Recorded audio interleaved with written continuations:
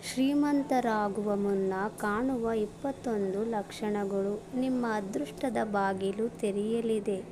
ಗ್ರಂಥಗಳ ಪ್ರಕಾರ ಒಬ್ಬ ವ್ಯಕ್ತಿಯ ಮೇಲೆ ಸಂಪತ್ತು ಸುರಿಯುವಾಗ, ಅಂದರೆ ಅವನು ಶ್ರೀಮಂತನಾಗುವ ಪ್ರಕೃತಿಯ ಕೆಲವು ವಿಶೇಷ ಚಿಹ್ನೆಗಳನ್ನು ನೀಡುತ್ತದೆ.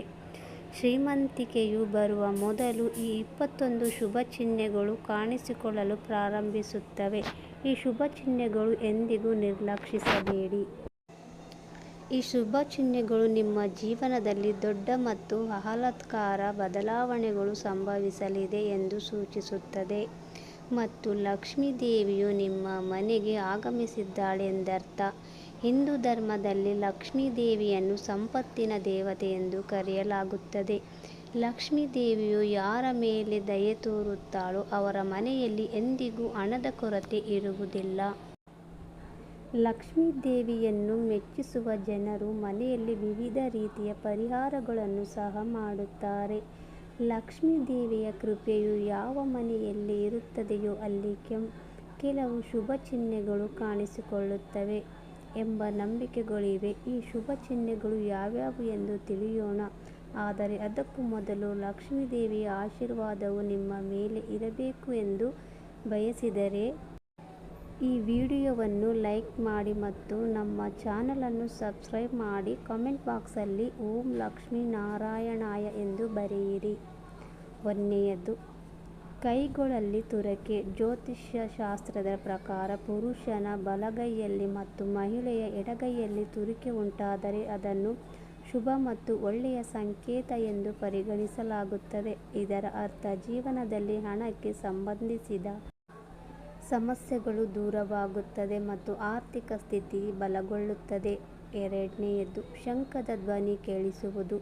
ಬೆಳಗ್ಗೆ ಎದ್ದ ತಕ್ಷಣ ಶಂಖದ ಧ್ವನಿ ಕೇಳಿಸಿದರೆ ಅದನ್ನು ಜೀವನದಲ್ಲಿ ನಡೆಯುವ ಒಳ್ಳೆಯ ಬದಲಾವಣೆಯ ಸಂಕೇತವೆಂದು ಪರಿಗಣಿಸಲಾಗುತ್ತದೆ. ಈ ಸಂಕೇತ ಸಮಯವು ಈಗ ಒಳ್ಳೆಯ ಸಮಯವಾಗಿ ಬದಲಾಗಲಿದೆ ಎಂದು ಸೂಚಿಸುತ್ತದೆ. ಜೊತೆಗೆ ಜೀವನದಲ್ಲಿ ದೊಡ್ಡ ಸಾಧನೆಯೊಂದು ನಿಮ್ಮ ಕೈಗೆ ಸಿಗಬಹುದು.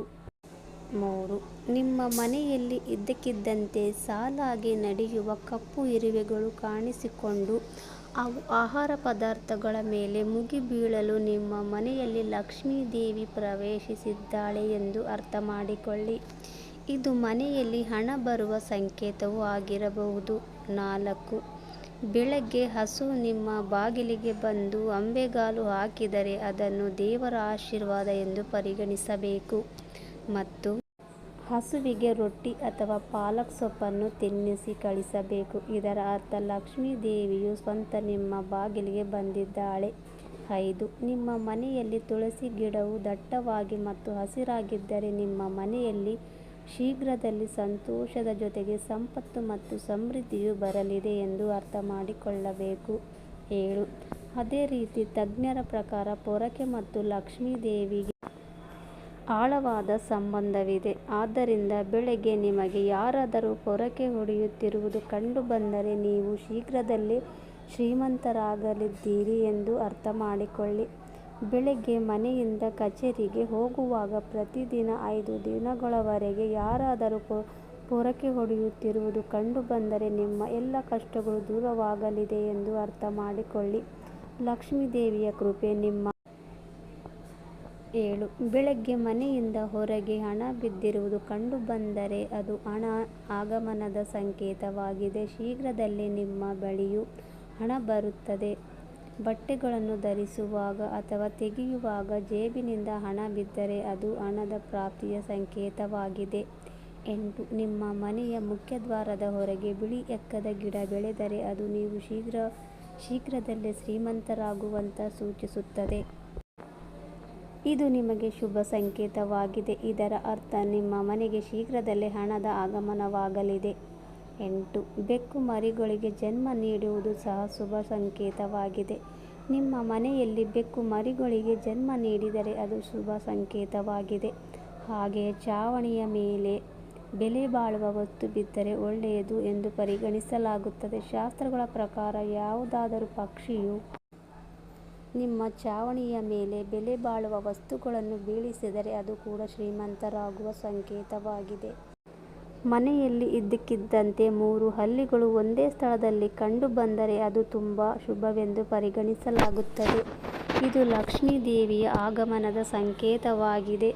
ಹಲ್ಲಿಗಳಿಗೆ ಒಂದನ್ನೊಂದು ಬೆನ್ನಟ್ಟುತ್ತಿರುವುದು ಕಂಡುಬಂದರೆ ಅದು ಮನೆಯ ಪ್ರಗತಿಯ ಸಂಕೇತವಾಗಿದೆ ಎಂದು ಹೇಳಲಾಗುತ್ತದೆ.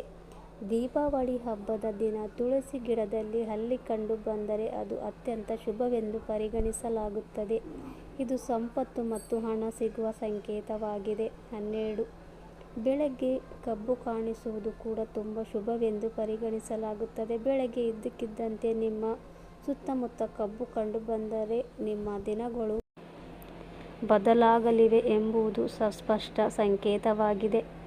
13. ಲಕ್ಷ್ಮೀ ದೇವಿಯ ವಾಹನವಾದ ಗೂಬೆಯು ನಿಮ್ಮ ಮನೆಯ ಹೊರಗೆ ಬಹಳ ದಿನಗಳಿಂದ ಕಂಡುಬರುತ್ತಿದ್ದರೆ ನಿಮ್ಮ ಮನೆಗೆ ಮಹಾಲಕ್ಷ್ಮಿಯು ಆಗಮಿಸಿದ್ದಾಳೆ ಎಂದು ಅರ್ಥ ಮಾಡಿಕೊಳ್ಳಿ. ಅಲ್ಲಿಗೆ ಲಕ್ಷ್ಮೀದೇವಿ ಖಂಡಿತವಾಗಿಯೂ ಹೋಗುತ್ತಾಳೆ ಮತ್ತು ನಿಮಗೆ ಶೀಘ್ರದಲ್ಲೇ ಅಪಾರ ಸಂಪತ್ತು ಸಿಗುತ್ತದೆ. 13. ಕನಸಿನಲ್ಲಿ ಹಳದಿ ಮತ್ತು ಕೆಂಪು ಹೂವುಗಳನ್ನು ನೋಡುವುದು ಸಂಪತ್ತು ಸಿಗುವ ಸಂಕೇತವೆಂದು ಪರಿಗಣಿಸಲಾಗುತ್ತದೆ. ಕನಸಿನಲ್ಲಿ ದೇವಸ್ಥಾನವನ್ನು ನೋಡುವುದು ಕೂಡ ಶುಭವೆಂದು ಪರಿಗಣಿಸಲಾಗುತ್ತದೆ. ಇದು ಸಂಪತ್ತು ಸಿಗುವ ಮತ್ತು ಆಧ್ಯಾತ್ಮಿಕ ಪ್ರಗತಿಯ ಸಂಕೇತವಾಗಿದೆ. ಕನಸಿನಲ್ಲಿ ಕೆಂಪು ಸೀರೆಯಲ್ಲಿ ಮಹಿಳೆಯನ್ನು ನೋಡುವುದು ಲಕ್ಷ್ಮೀ ದೇವಿಯ ಸಂಕೇತವೆಂದು ಪರಿಗಣಿಸಲಾಗುತ್ತದೆ. ಕನಸಿನಲ್ಲಿ ಎತ್ತರಕ್ಕೆ ಏರುವುದು ಪ್ರಗತಿ ಮತ್ತು ಯಶಸ್ಸಿನ ಸಂಕೇತವೆಂದು ಪರಿಗಣಿಸಲಾಗುತ್ತದೆ. 14. ನೀವು ಯಾವುದಾದರೂ ಕೆಲಸಕ್ಕಾಗಿ ಹೊರಗೆ ಹೋಗುತ್ತಿದ್ದರೆ ಮತ್ತು ದಾರಿಯಲ್ಲಿ ನಾಯಿಯು ತನ್ನ ಬಾಯಿಯಲ್ಲಿ ತಿನ್ನಬಹುದಾದ ಸಸ್ಯಾಹಾರಿ ವಸ್ತು ಅಥವಾ ರೊಟ್ಟಿಯನ್ನು ತರುತ್ತಿರುವುದು ಕಂಡುಬಂದರೆ ಅದು ನಿಮಗೆ ಎಲ್ಲಿಂದಲಾದರೂ ಹಣದ ಲಾಭವಾಗಲಿದೆ ಎಂದು ಸೂಚಿಸುತ್ತದೆ. 15. ಲಕ್ಷ್ಮೀ ದೇವಿಯ ಕೃಪೆಯು ನಿಮ್ಮ ಮೇಲೆ ಇದ್ದಾಗ ಬ್ರಹ್ಮ ಮುಹೂರ್ತದಲ್ಲಿ ನಿಮ್ಮ ನಿದ್ರೆ ತೆರೆಯಲು ಪ್ರಾರಂಭಿಸುತ್ತದೆ. ನಿಮ್ಮ ದಿನಚರಿ ಸುಧಾರಿಸಲು ಪ್ರಾರಂಭಿಸುತ್ತದೆ ಮತ್ತು ಕ್ರಮೇಣ ಎಲ್ಲ ತೊಂದರೆಗಳು ದೂರವಾಗಲು ಪ್ರಾರಂಭಿಸುತ್ತವೆ.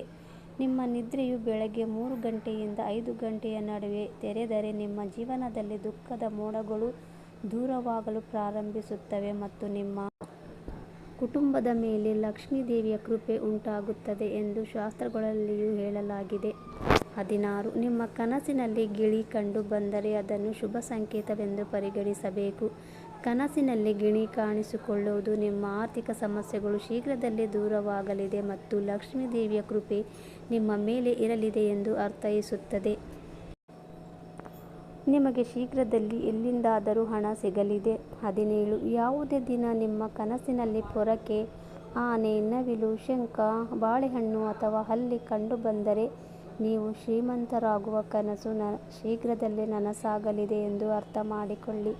18. ಬೆಳಗ್ಗೆ ಎದ್ದ ತಕ್ಷಣ ಶಂಖದ ಧ್ವನಿ ಕೇಳಿಸುವುದು ಕೂಡ ಶುಭ ಸಂಕೇತವೆಂದು ಪರಿಗಣಿಸುತ್ತದೆ. ಬೆಳಗ್ಗೆ ಎದ್ದ ನಂತರ ನಿಮಗೆ ಶಂಖದ ಧ್ವನಿ ಕೇಳಿಸಿದರೆ ನಿಮ್ಮ ಶುಭ ಸಮಯವು ಬರಲಿದೆ ಎಂದು ಅರ್ಥ ಮಾಡಿಕೊಳ್ಳಿ. ನೀವು ಮನೆಯಿಂದ ಹೊರಗೆ ಹೋಗುವಾಗ ನಾಯಿಯು ಬಾಯಿಯಲ್ಲಿ ರೊಟ್ಟಿ ಅಥವಾ ಯಾವುದಾದರೂ ಸಸ್ಯಾಹಾರಿ ವಸ್ತುವನ್ನು ತೆಗೆದುಕೊಂಡು ಹೋಗುತ್ತಿದ್ದರೆ ಅದು ನಿಮಗೆ ಹಣದ ಲಾಭವಾಗುವ ಸಂಕೇತವಾಗಿರಬಹುದು. 19.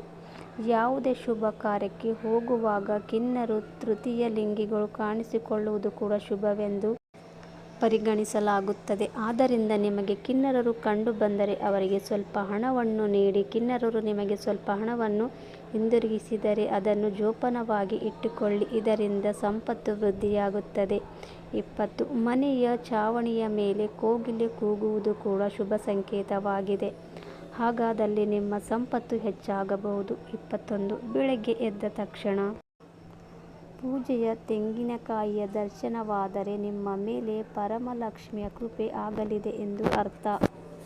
ಸ್ನೇಹಿತರೆ, ಈ ಒಂದು ಮಾಹಿತಿ ನಿಮಗೆ ಇಷ್ಟವಾಗಿದ್ದರೆ ವಿಡಿಯೋಗೆ ಖಂಡಿತವಾಗಿಯೂ ಒಂದು ಲೈಕ್ ಮಾಡಿ. ಹಾಗೆ ಮತ್ತಷ್ಟು ವಿಡಿಯೋಗಳಿಗಾಗಿ ನಮ್ಮ ಚಾನಲನ್ನು ತಪ್ಪದೇ ಸಬ್ಸ್ಕ್ರೈಬ್ ಮಾಡಿಕೊಳ್ಳಿ. ಕೇಳಿದ್ದಕ್ಕಾಗಿ ಧನ್ಯವಾದಗಳು.